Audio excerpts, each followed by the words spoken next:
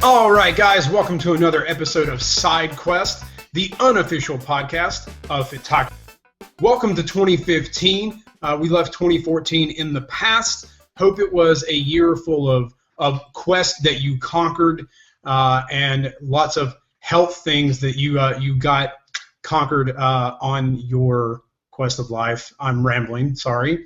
But 2015 is looking to be bright, and I'm hoping for big things out of the show and out of life. And I wish that all for all of you as listeners as well. I want to thank you all for listening, following us on Facebook, on Twitter, on Instagram. So thank you so much. You guys have helped us hit the What's Hot section of iTunes in the health and fitness subcategory. I want to get us even higher, so tell your friends about us. Again, follow us on Twitter at SideQuestFM, Instagram at SideQuestFM. Find us on Facebook, SideQuest Podcast, and you can also visit the website at sidequestpodcast.com, and you can email us at sidequestpodcast@gmail.com. Working on building a community, but you guys are the community that listens, so hey, help build it.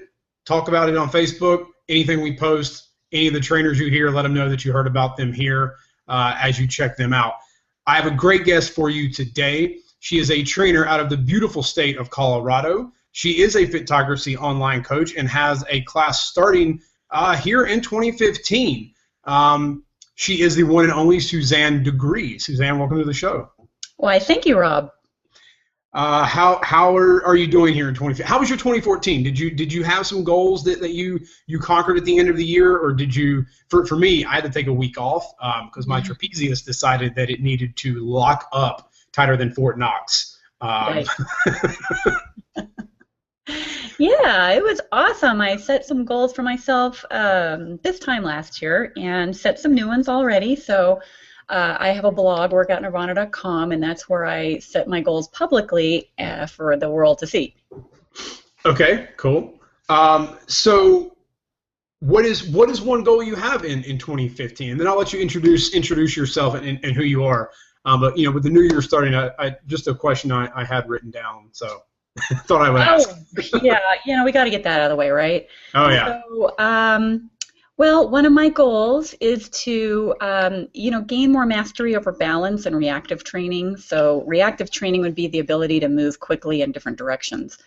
And I know that may not seem like something that you can use, in your normal functional life, but it actually can really come in handy for a lot of different reasons. So that and balance, I really need to work on those two things. Yeah, I should work on balance. I've been doing a short, 7-minute yoga routine in the mornings, and I have to say there's a lot of times I end up falling down to one side while trying to do Warrior 3. For some reason in the past I was able to do it. Now not so much. Don't know what's going on. But anyways, so how did you get into the world of fitness? Tell the listeners a little bit about who you are and how you got into the biz. Well, I've been passionate about fitness and weightlifting for over 15 years. And always was in the gym training and loving just the feeling I get from training, the results I get from training, and started my blog about 4 years ago, and it just sort of evolved into more and more to the point where I figured, this is my passion, this is what I have to do.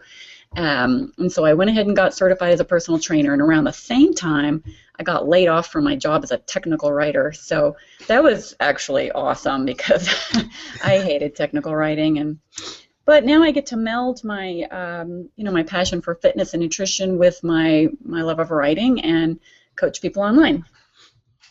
Okay. So what does a technical writer do? When you say technical writer, do you mean you're an editor going in and making sure the writing is technically good writing, or are you writing for engineering books and tech? Yeah, boom. It's more like online help and user manuals kind of thing for software. Very dry stuff. Windows 95 for Dummies, written by Suzanne Digre. Yeah. So how did you now? The unfortunate thing is that there are a lot of women out there who are intimidated by the weight room. So how did you start running? How did you get over that intimidation? Well, or were you even intimidated? Were you just kind of I'm a woman, hear me roar? No. I started out in my own apartment. This was many years ago I think I was in my early 30s, and that just tells you something about me. It wasn't that many years ago, okay. But anyway, I started out in my apartment with a couple of dumbbells and weight training for dummies, and I'm not kidding. And I knew I wanted to go to the gym and lift weights because I knew I wanted to shape and change my body, and I knew I could do it with weight training. But I wasn't confident about the movements, and I wasn't confident about going in the weight room by myself and not looking foolish. So I taught myself the basic movements at home first, and then I joined a gym and just gradually became more and more confident to the point where today I am a complete badass in the weight room.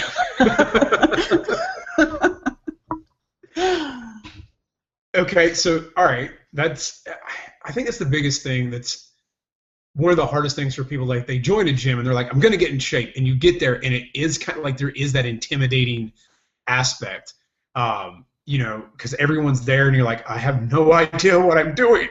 What am I doing? Yeah. And then you just kind of go, well, screw it, because I don't want to look like an idiot. Yeah.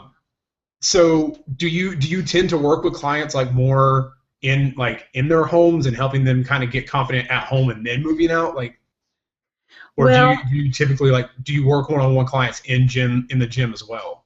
I do. I work with clients here in Denver, but my priority really is the online coaching at this point.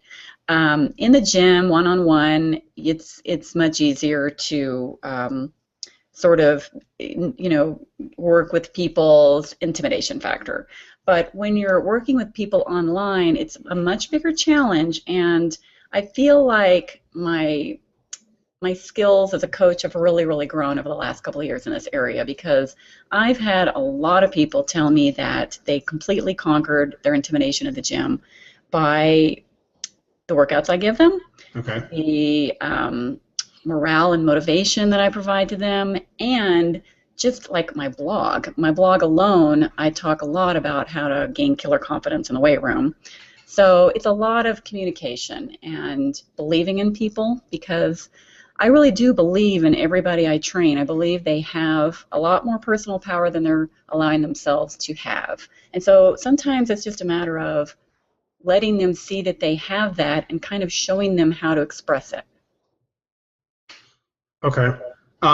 So that kind of ties in a little bit to a question I kind of written down. It really is interesting that I write these questions from reading guest blogs, and all of a sudden they say something or go somewhere in the conversation. I'm like, man, they perfectly segued into the question I wanted to ask.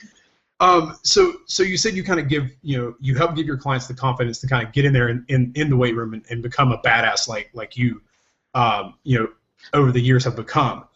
And obviously I'm a man, so I don't know a lot about women and fitness, but unfortunately it seems like the magazines and all the programs, so much is tailored towards women, but everyone that tailors it towards women is like, oh, run here, walk here, do this. But there's, it's like they're still afraid to go to the gym and lift weights because everyone's like, oh no, you'll get bulky, bulky.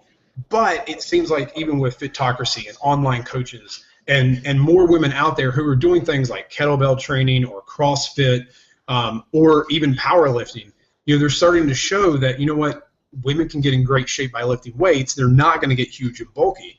So do you think that in the future more fitness will move towards hey, ladies, you can lift weights and be awesome, as opposed to you should run a marathon, every day? Yeah, that's an uphill battle that we're always trying to address, because I do think that cardio is probably overemphasized for today's woman, and women are sort of conditioned to think that they need to be on the treadmill all the time, and that's why you'll see many more women on the cardio machines than in the weight room, and you see a lot more women doing the cardio classes. So in my gym, you have to go through the weight room in order to get to the group classes, and it's almost always women, and I'm one of the very few women in the weight room, and I watch them walk by, and I think, just let me get you. You'll see great results. You'll be able to really shape your body and not add a lot of bulk, because women just don't have the testosterone needed in order to build those kind of muscles that you see in female bodybuilders who maybe use enhancement drugs. So it's a major misconception that women will bulk up when they lift weights. They have to lift light. What the reality is that if you don't lift heavy, you will never see results. You will plateau, and all you'll do is continue to look the same. So you have to lift heavy in order to get muscle definition and shape your body. Okay. Yeah, I find it interesting when I go to the gym. It's because you do like I work at a college gym because my wife is in grad school, and upstairs is all the cardio, and you see that's where all the girls are at. And there's a few, downstairs, lifting weights or whatever. But I also feel really bad for them because at the same time there's a bunch of college dudes trying to hit on them, and I'm like, guys, please don't make it any more uncomfortable for them. Like, come on, Yeah. leave them alone. And you know what? It's not like that in every gym, but it's also, you have to own it. And that's what I talk a lot about in my blog, is that you have to, and I actually wrote a post, you might have read it, but it's about, well, one of them is about eye contact, the kind of eye contact you give or don't give. Right. And I gave an example of how, and I don't ever feel intimidated anymore, except for recently I had sort of a flashback of intimidation. It just came out of nowhere. And I knew I had to go over to the squat rack where there was like 3 guys, young guys, standing around shooting the bull. And for some reason, I just suddenly felt a flash of intimidation. It just blew me away. And so I caught myself and I became aware of it. And then as I started walking towards them, I looked directly at them and just let them know with my eyes that I belong there. And do you belong there is kind of like, what my eyes are saying. And they didn't give me any problem. Of course not, because a woman who is confident will never be questioned. It's all about confidence. And the ironic thing is that lifting weights gives you confidence. So you may go in there without the confidence initially, but over time it will happen. And I've seen it with my clients over and over again where it just takes a little time. And usually it really doesn't even take that long. Confidence is yes, I agree. Lifting weights gives you confidence, and getting in there and just kind of keeping that because that's the one thing I notice with new people, and I know I'm going to notice as school gets back in and I get back in the gym once they open on Mondays. You're going to have all those people who are looking around like, I don't know I want a friend, and yeah, and I feel like so many people waste a great opportunity in the gym kind of looking away when they could go over that, to that person, guy or girl, and just be like, hey, if you need some advice or you have a question, feel free to ask. Mm-hmm. But I think so many people are so afraid to do that interaction because there is that sort of like, a friend of mine, I once posted a video of a deadlift I did, and a friend posted a comment on Facebook, and he was like, look, I'm going to break the gym bro code, and I just have to tell you that you should do this instead of that. I'm like, dude, I totally respect you for giving me that advice. Like, I kind of hate that there's that weird cloud of like, don't talk to me, I'm in the gym, don't give me advice. Mm-hmm. Because everyone's there to feel better. When you have people there kind of giving you advice, yeah, I think too many people are, you're not confident in what you're doing. So it kind of does make it harder to kind of make eye contact because you're like, what are you staring at me? What am I not doing this right? I'll be honest and say that I don't usually give anyone any eye contact in the gym.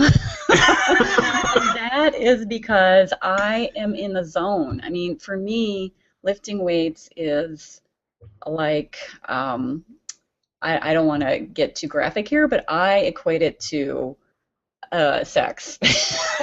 And that's how I feel about it. I go in there, I'm in the zone, I'm listening to my music, and I don't really talk to anyone. I've found, too, that when I do talk to people, it interferes with my workouts. I'm pretty serious about training. So one time I actually started to time one of my sets, and I started to talk to someone, another trainer who was in there, and I looked at my watch when I was done talking to him, and it had been 11 minutes.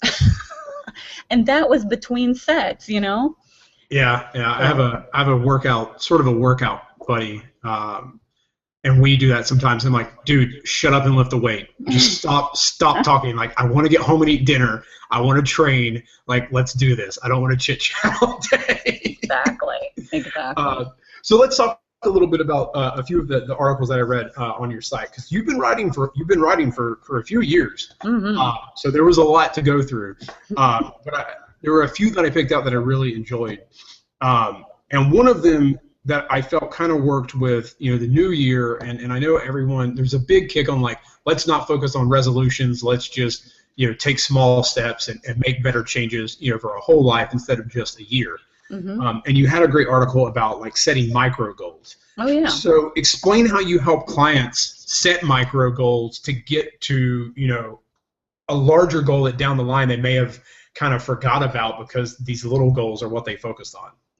Yeah, people have different opinions on goals and resolutions, and I block all that out because I really, really believe in what I do. And, if some people don't like goals, that's fine. But I use goals with my clients and find them really, really useful. So recently, I've got a bunch of clients who have been continuing on with me from previous Lean and Strong groups, and we set 1-year goals. And they might have been a little surprised by this, that I wanted them to do that. But you can't set small goals if you don't know your big goals. So that's really the first step, is to understand what your big goals are. And just reach for the stars. What are your goals? Make them realistic, but, what are 3 things that you want to be able to celebrate in 1 year? And then once you have those in place, it's time to start looking at smaller goals that you can work on every week. And I'm talking tiny.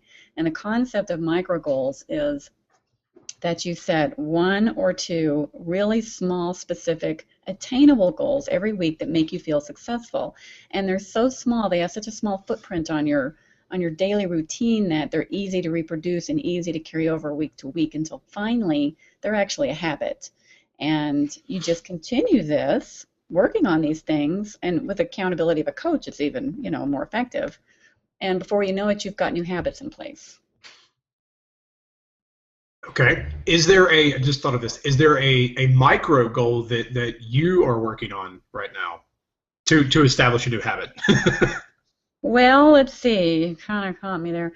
I'm always working on things. One micro goal that I have that is ongoing is that I want to eat more greens, and I want to include more vegetables in my diet, because that's something that I tend to skip over. I'm trying to focus on protein all the time, muscle building, so I really have to consciously make goals to get more vegetables. And so one micro goal would be, I'm going to eat a salad for lunch 3 times a week this week. And I mean, that's pretty specific, and it gives me something to do. What I'm going to do is make sure I've got the ingredients for that, and make sure that I'm going to bring it to wherever I'm going to be and have it available, or just make sure that I get that done. So, in my groups, we announce and declare our micro goals. You can do it privately with me or in the group, and there's that accountability element. For myself, I don't have that, so I've got to, I've got to write these things down and make myself do them. But in the groups, it's much easier. Yeah, I have a select group of friends that I've been sort of using as like my accountability buddies. I send them like a check-in email every Monday. I'm like, hey guys, how was your workout week? Mine sucked, or I totally fell off and drank a 6-pack of beer the other night. Feel like a lame-o. So I sent them a message and was like, all right, we're going to start it January 5th. 30 days until Super Bowl Sunday of like hardcore, get in the gym, hit your macros. And like 2 of them were like, yeah, we're totally down for it. But I could tell in the Facebook message that 3 of them had looked at it but had not responded. And I was like, damn it, guys, come on. So along that same line, so this kind of question is similar to what I just asked, but can kind of go back a few years to when you kind of first started getting into fitness, or even if it's not fitness related. I mean, one of my biggest issues is reading. I am slow. My brain doesn't like it after about 10 minutes, and it needs like stimulation. So it takes me months to finish like 200 pages of anything. So starting new habits is hard, and setting micro goals to create them, as new habits is a genius idea. So what was one of the hardest positive habits for you to create? Well, believe it or not, it was the vegetables.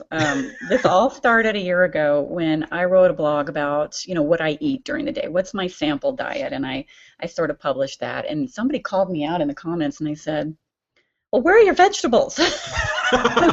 And I was like, oh my God, she is so right. I'm not eating enough vegetables. So, It was hard, and I find that it's hard for a lot of clients too to add something to their diet they're not used to getting. And it was a process. It took, took a few months before I really felt comfortable. And I experimented and I tried green smoothies for a while, and ended up those kind of upset my stomach. So what I ended up doing was I, set micro goals around salads, and that's worked for me. Okay. All right.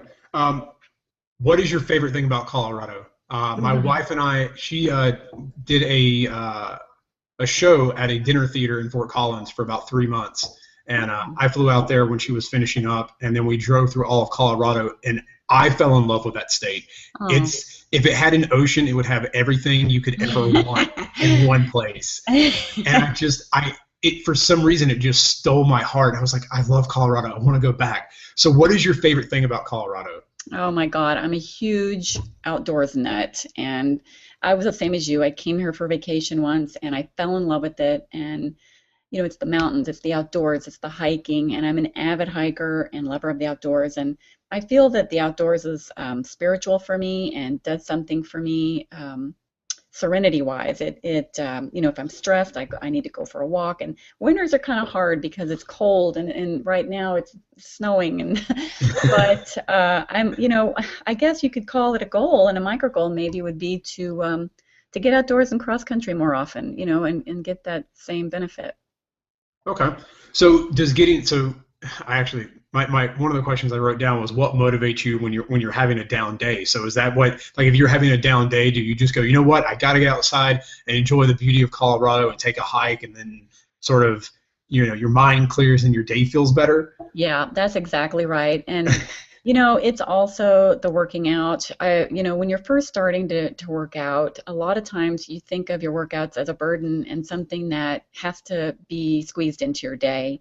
And that's the way I felt at the beginning when I got back into it, because I did get out of working out when I had my daughter, and then, had to get back in the habit. And what you have to learn, and it's just going to take doing it, is that training and working out is something that's really, really going to help your mood, and it helps your stress. And once you understand that it's actually part of your day, like brushing your teeth and getting dressed, it's not something you have to squeeze in, then it becomes something that lifts you up instead of something that drags you down as a burden. And it does that for me. Wow. I had a question and don't even know where to throw it in now. No, because that's like, I think that's the one thing everyone. I wish I could tell someone, like, here's the magic way to make a commitment to working out and getting in shape not look like such a negative. And I think that's the way everyone sort of approaches it.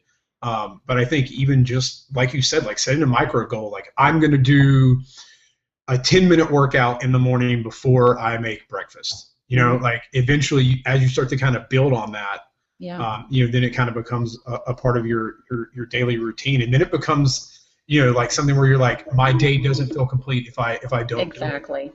Yeah, I mean, you have to force yourself at first. It is literally, you have to force yourself to do it, and there will be times when people say in your family, they'll say, "Do you really have to work out?" And I had this even because your family is not used to you doing this yet on a regular basis. They don't know that this is non-negotiable, and neither do you yet. But you have to, when you force yourself, make it non-negotiable for a period of just a few weeks. Then it becomes a habit, and you learn over time with the energy you get and how you feel, and you start to see your body change, that this is something you can't do without. So that's the goal. Okay, so I just had one pop in, and because you mentioned you kind of got out of working out when you had your daughter.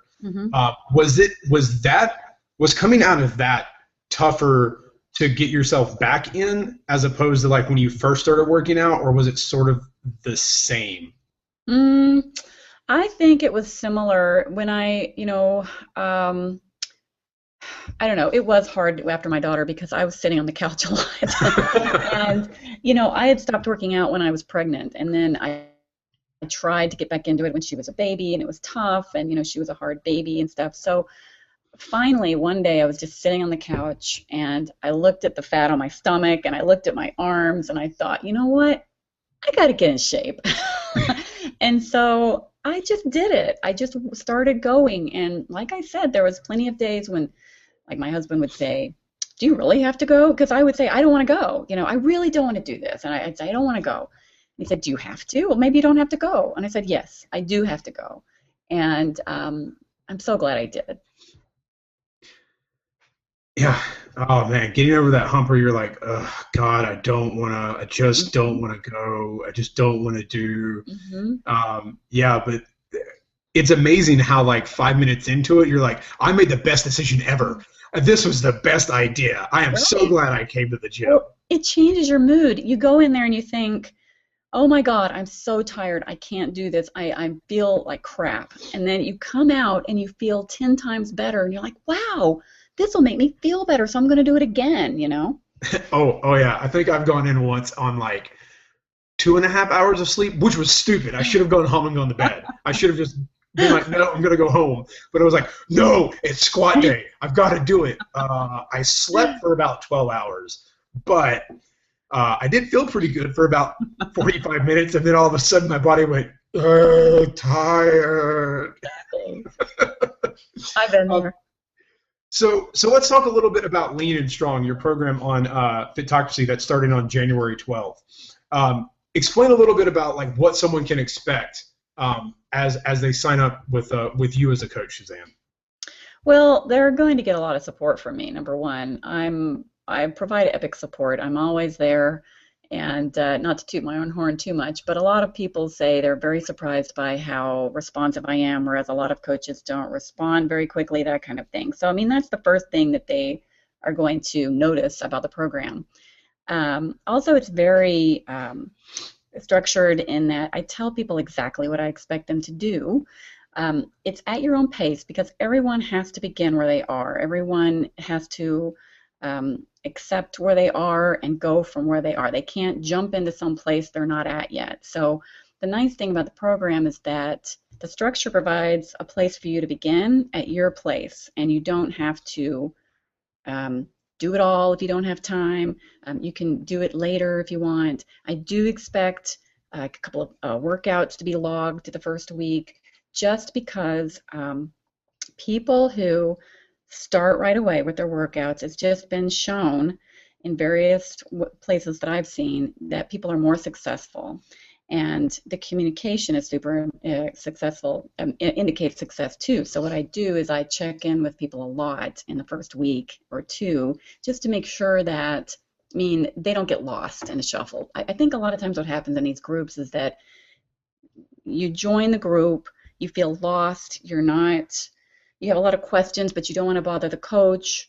You feel like you're getting behind, and I think that's one of the biggest problems in these groups.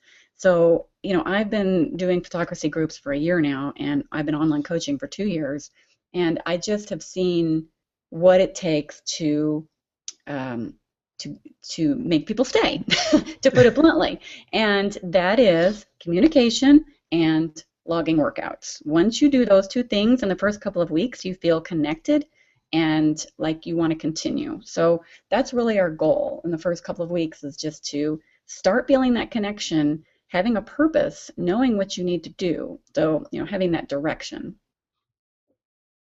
Okay. I was reading through some of the highlights that you talk about in kind of like what you do with the program and how you attack certain things. And one of the things that really stood out to me was the part where you talk about taking over self-limiting thoughts.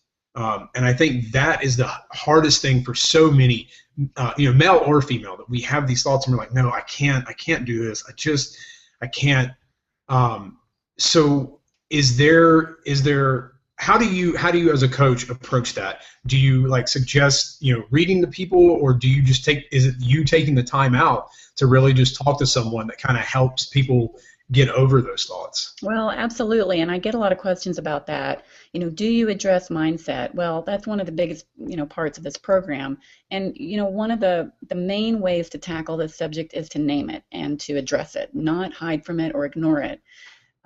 It's not that we focus on it or this isn't therapy or anything like that, but what we do is we name it. We say, yes, everybody has this inner voice, that the self-talk that can be negative and hold you down, and it's sabotaging, and we don't even know about it. So what I do is I try to help people with assignments and reading to, and also sort of challenges in the group and things like that, is to, number one, name what is it that is your self-talk is telling you right now, and how is it holding you back? Just think about that, and really just small tasks and assignments to sort of address it, name it, and start maybe detaching from it. Okay. That it actually kind of leads into a little bit of again, another question that I wrote down. Like I said, Suzanne, it's really amazing how I just like, I'm reading this article, I'm going to write this question, and then it just somehow the conversation seems to go right where like one of my questions was going. So self-deprecating, I'm a big fan of self-deprecating humor because I grew up being a redhead. No, I am a redhead, not being. So of course I'm the butt of everyone's joke. Oh, what's up, redheaded stepchild? Oh, your mom, she had sex with a milkman. And I'm like, yeah, I get free milk for the rest of my life. So I got used to making like jokes and laughing about myself. But even in doing that, there's still some part of you that goes, well, there's something about me that, there's some negative thought that you kind of keep inside. So that humor kind of becomes like a defense mechanism. Right. And getting over that, is a huge obstacle, to tackle, whether in fitness, whether in, relationships. Like those tiny little things are going to affect so much of your life. Yep. So on that, like, what is your biggest obstacle that like you have to constantly tell that little voice, hey, I'm a badass, shut up? Well, most of mine, I'm an entrepreneur, a businesswoman, and most of my little voices come up around business and how to handle my business. I mean, this is new to me. I've only had my own business for, 2-3 years. And so that's where my main voice comes into play. With the training, I have voices that kick in automatically now. So if I'm going to do a weight that I haven't done before, I have a voice that just comes automatically and says, you're strong, you can do this. Instead of, oh my God, I can't do this, that kind of thing. But I do have that voice around my, my professional life. I think there's a lot of that self-talk I have to battle. Okay. So a couple quick fun questions here before we wind up here on the show. What is your go-to meal in a pinch? Like, you got 5 minutes, your daughter's got dance rehearsal, and you've got to get there. What's your go-to meal? I got you covered right here. So I keep stuff in the freezer, right? And so one of my favorite go-to meals is turkey meatballs, and they're the Jamie Eason ones that from bodybuilding.com that I always share them with my clients too, but they're super easy to make and freeze. So I've got a bunch of those in the freezer. I like to make them kind of spicy, and I'll pull out 2 or 3 of those, and then maybe I'll have like a piece of fruit with it, or just some other little side dish, and boom, I mean, that satiates me for a few hours. Okay. What is your absolute favorite lift? Lift? Yeah, your favorite lift to do. Like, that day comes and you're like, yes! Well, I love all the lifts, okay, except for one. I don't like one lift. What is that? That's the bench press, and I'll tell you why. And this will make sense to you because my favorite lift is the pull-up, and I'm like extremely passionate about pull-ups and what they can do for you, and I'm extremely passionate about teaching them.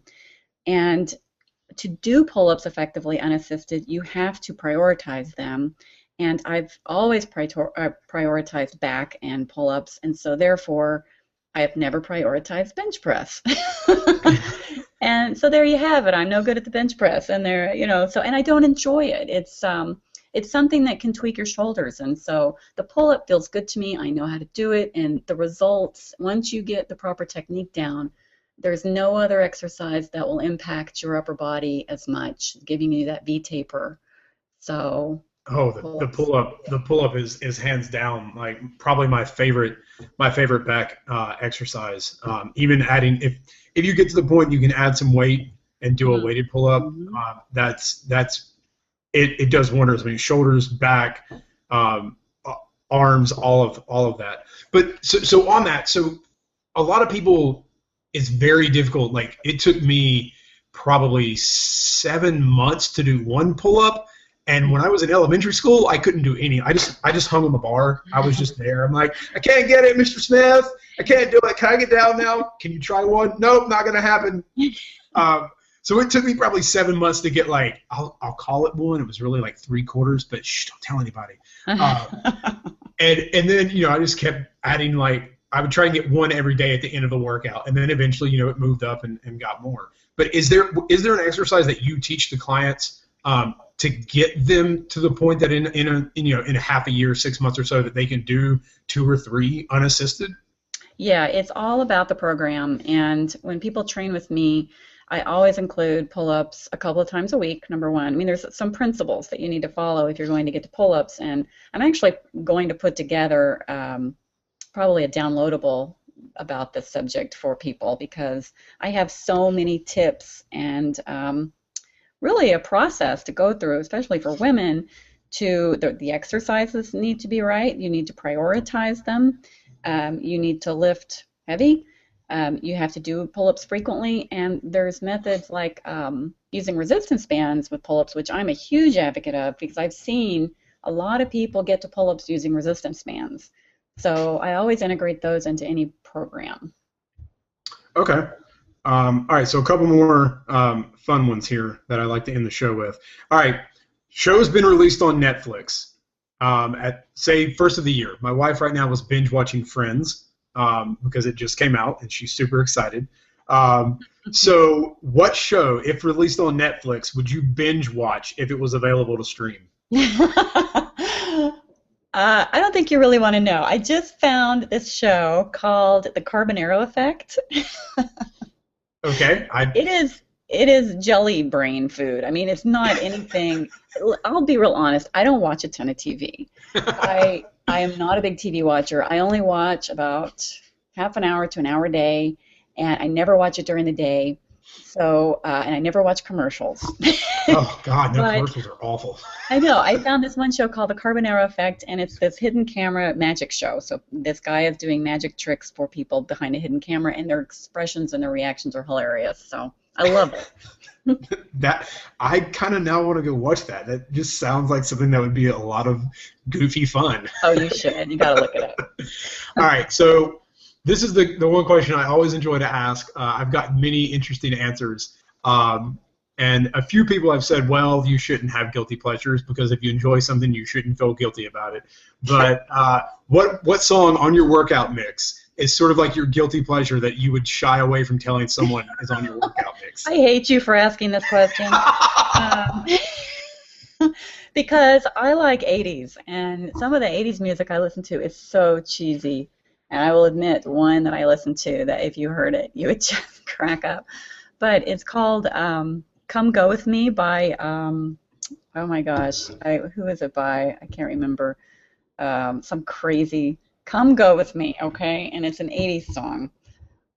Look it up. It's really jazzy, and we'll get you going in the weight room. Okay. I actually am sort of looking this up right now because I want to see who... Because I love 80s music like the Del Vikings? No, I don't think so. It's a girl band. Expose. Yes. Okay, Expose. All right. Oh yeah. Oh, that's totally 80s. January Right? 87. Yeah, freestyle dance rock. Okay. All right. Yeah, I'm a huge 90s fan, so there's some 90s music on mine that I'm like, I don't want anyone to ever know it's on here. Someday maybe I'll let my listeners know what that is. But, oh, you better. Don't want to admit it. You have to. No, my lovely wife, the Backstreet Boys is not one of them. She just poked her head in to say that. No, but that is my go-to dance at a wedding song. Not going to lie. You put Backstreet or Bye Bye Bye on, I'm on the dance floor. And guys, if you're listening, don't lie to yourself and don't lie to anyone else. You know you do it because you just want to dance to it, and it's a wedding, and you can get away with it. Only at the wedding, though. Only at the wedding. No other time. Right. Like you're singing. Shh. My wife's trying to embarrass me while I'm interviewing guests. Things my wife loves to do. Well, Suzanne, I'm excited to see your program launch, and if anyone out there is interested, guys, I highly suggest go sign up for it on Fitocracy. It starts on January 12th. So if people are interested and want to know more about you, where can they find you online, Suzanne? Well, workoutnirvana.com is where I hail from. That's where my blog is, and more information about coaching, and then, of course, on Fitocracy. Okay. All right. Well, guys, please go check her out at workoutnirvana.com. She has a lot of excellent articles. Ladies that are listening, I am working on getting more women on the show. I promise it won't be an all bro fest. But she has some great articles up. Fantastic read. I've enjoyed the last couple of days catching up on Suzanne's articles throughout all the years that she's posted. And she has a lot of great clients that I've seen results from on the website. So if you're looking for something in the new year and a great thing to get yourself into shape, but someone who's going to get you in shape and not send you to the gym and you can do in your own home, this is the program for you guys. Yep. So, Suzanne, I want to thank you so much for coming on the show. Well, thank you, Rob. All right. Have a great evening. You too.